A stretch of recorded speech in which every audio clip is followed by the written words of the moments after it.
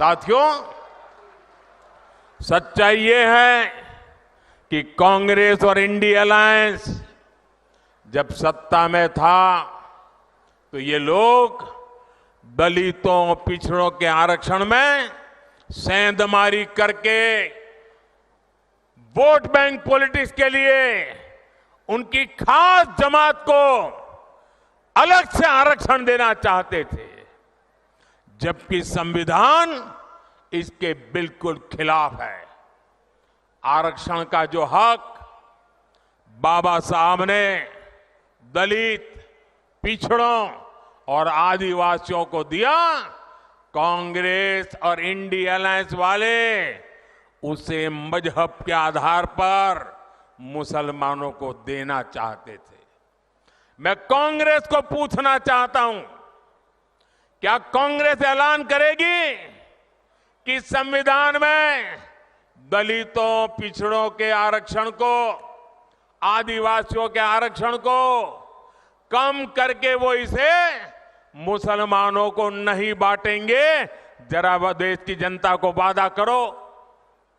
कांग्रेसी जहां भी आए, आपको मोहल्ले में आ जाए, आपके घर में मिलने आ जाए, जरा खड़े रख करके पूछो, कर्नाटका, आंध्र जैसे राज्यों में इन्होंने आरक्षण को मजहब के आधार पर बांटने का खेल क्यों शुरू किया था? श्री नरेंद्र मोदी का यह दावा कि कांग्रेस ने पिछड़े वर्गों और दलितों से मुसलमानों को आरक्षण का कोटा हस्तांतरित किया है, सरासर झूठ है। हम कहेंगे भाई, इस समाज में अगर पंथ के आधार पर देखें तो इस संप्रदाय में इस प्रकार की जाति व्यवस्था का वर्णन करेंगे और इस समाज में हम कभी नहीं करेंगे। क्या वहाँ भी समाज के और वर्गों में जातियाँ नहीं हैं, ऊंच नीच नहीं है? वहाँ पर बैकवर्ड नहीं। अब जैसे मेरे यहाँ गुजरात में मुस्लिम संप्रदाय में मैं समझता हूँ कि 70 जातियाँ ऐसी हैं जो ओबीसी हैं, और मेरे गुजरात में जब मैं था उनको ओबीसी की कैटेगरी में बेनिफिट मिलता था। लेकिन कभी मैं मीडिया में नहीं देख रहा हूं कि भाई वहां कितने ओबीसी को टिकट मिला, वहां कितने पिछड़ों को टिकट। कर्नाटका में ये जरा मेरे भाई बहन सुन लीजिए बराबर, कैसा पाप किया इन्होंने।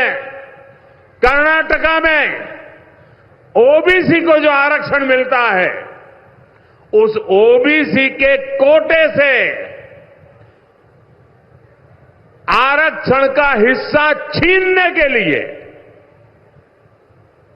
पिछले दरवाजे से चोरी करने के लिए उन्होंने कर्नाटका में जितने मुसलमान हैं सभी मुसलमानों को ओबीसी बना दिया और ओबीसी के लिए मिला हुआ आरक्षण उसको छीनने का पक्का षड्यंत्र पूरा कर दिया। कांग्रेस की ये हरकत पूरे देश के ओबीसी समाज के लिए खतरे की घंटी है। यह अज्ञानता से उपजा है, लेकिन हार के डर से पैदा हुई उसकी हताशा का भी संकेत है। हमारे देश के इतिहास में किसी भी नेता ने प्रधानमंत्री पद को इतने निम्न स्तर तक नहीं गिराया है। जिम्मेदारी की स्थिति में होने के नाते प्रधानमंत्री नरेंद्र मोदी को या तो इन गैर जिम्मेदाराना आरोपों को सबूतों के साथ साबित करना चाहिए या राष्ट्र से माफी मांगनी चाहिए। कांग्रेस ने कहा था कि वह पिछड़े वर्गों और SC/ST से आरक्षण हटाकर मुसलमानों को देगी। कांग्रेस के तहत किस राज्य सरकार ने ऐसी नीति लागू की है? क्या इससे संबंधित कोई आधिकारिक सरकारी दस्तावेज है? प्रधानमंत्री मोदी को ये सारी डिटेल्स देश के सामने पेश करनी चाहिए। संवैधानिक आरक्षण में मनमाने ढंग से संशोधन नहीं किया जा सकता। आरक्षण में संशोधन केवल सामाजिक और आर्थिक सर्वेक्षणों की रिपोर्टों के आधार पर किया जा सकता है। इसके अलावा राज्य सरकारों के पास अनुसूचित जातियों और जनजातियों के लिए आरक्षण को संशोधित करने का अधिकार नहीं है। ऐसे संशोधनों के लिए संसद के दोनों सदनों के अनुमोदन की आवश्यकता होती है। यह तथ्य कि एक प्रधानमंत्री के पास बुनियादी ज्ञान का भी अभाव है, वास्तव में हमारे देश के लिए दुखद है। यह सच है कि कर्नाटक में मुसलमानों को पिछड़े वर्गों के लिए 2B श्रेणी में शामिल किया गया है। यह अब कुछ नहीं किया गया है। यह 1974 में एलजी हवानूर शुरू करने वाले पिछड़ा वर्ग आयोगों की रिपोर्टों पर आधारित है।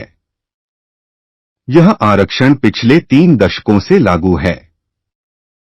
न तो राज्य में पहले सत्ता में रही भाजपा सरकार और न ही पिछले 10 वर्षों से सत्ता में रही नरेंद्र मोदी के नेतृत्व वाली केंद्र सरकार ने इस आरक्षण पर सवाल उठाया है। इसके अलावा भाजपा सहित किसी ने भी इसे अदालत में चुनौती नहीं दी है। हमने तय किया है कि भारतीय जनता पार्टी की सरकार बनते ही ये 4% मुस्लिम आरक्षण हम समाप्त कर देंगे। मुस्लिम आरक्षण हम समाप्त कर देंगे। ऐसा प्रतीत होता है कि पीएम मोदी ने इस बात की अनदेखी की है कि कैसे बसवराज बोम्मई सरकार ने पिछले विधानसभा चुनावों से पहले धर्म के आधार पर वोटों को विभाजित करने के एकमात्र इरादे से आरक्षण में मनमाने ढंग से संशोधन करने का प्रयास किया और सुप्रीम कोर्ट द्वारा फटकार लगाई गई। सुप्रीम कोर्ट ने मुसलमानों के लिए 4% आरक्षण रद्द करने के फैसले पर रोक लगा दी है। सुप्रीम कोर्ट ने आदेश दिया कि अगली सूचना तक संशोधित आरक्षण लागू नहीं किया जाना चाहिए। यह खेदजनक है कि इतनी महत्वपूर्ण जानकारी भी प्रधानमंत्री के ध्यान से बच गई है। कर्नाटक में पिछली भाजपा सरकार ने अनुसूचित जाति के लिए आरक्षण 15 से बढ़ाकर 17% और अनुसूचित जनजाति के लिए 3 से बढ़ाकर 5% करने की घोषणा की थी। उन्होंने इस बारे में केंद्र सरकार को पत्र लिखने का भी दावा किया। हालांकि 14 मार्च 2023 को सामाजिक न्याय एवं अधिकारिता मंत्री नारायण स्वामी ने लोकसभा को सूचित किया कि न तो राज्य की भाजपा सरकार की ओर से ऐसा कोई पत्र प्राप्त हुआ था, न ही आरक्षण बढ़ाने का कोई प्रस्ताव विचाराधीन था। क्या प्रधानमंत्री नरेंद्र मोदी ने इस फैसले पर ध्यान नहीं दिया? Have become entirely a casteist issue. See, please realize this state cannot be ruled by any casteist leader. The people tried to brand me as a Vokalika leader. Yes. How long I suffered? Till 1994. Yes. People used to say that he is a casteist leader. What I approved? Nowhere in the country, the distribution, decentralization, the power to the hands of the poor, Muslim minorities. Can you go through that list? Yes. You were the one who brought in a reservation to the Muslims. You brought them under backward classes and gave them a reservation that is well accepted. And I think it was one of the major Karunanidhi, please. One of the major achievements of yours. Karunanidhi has said openly, it is on record. His own TV, the Hindu published. We have to accept Dev model. Yes. Thiru Karunanidhi. He is an elderly person. You people can put any question. As if I am a person who brought reservation to Muslims in the whole country, nobody has done it. No political party. Women reservation. Scheduled caste, scheduled tribes, even mayor, deputy mayor, political reservation. Muslim lady was made as the mayor of Bangalore. Who has done all this? Eidgah Maidan solved the problem.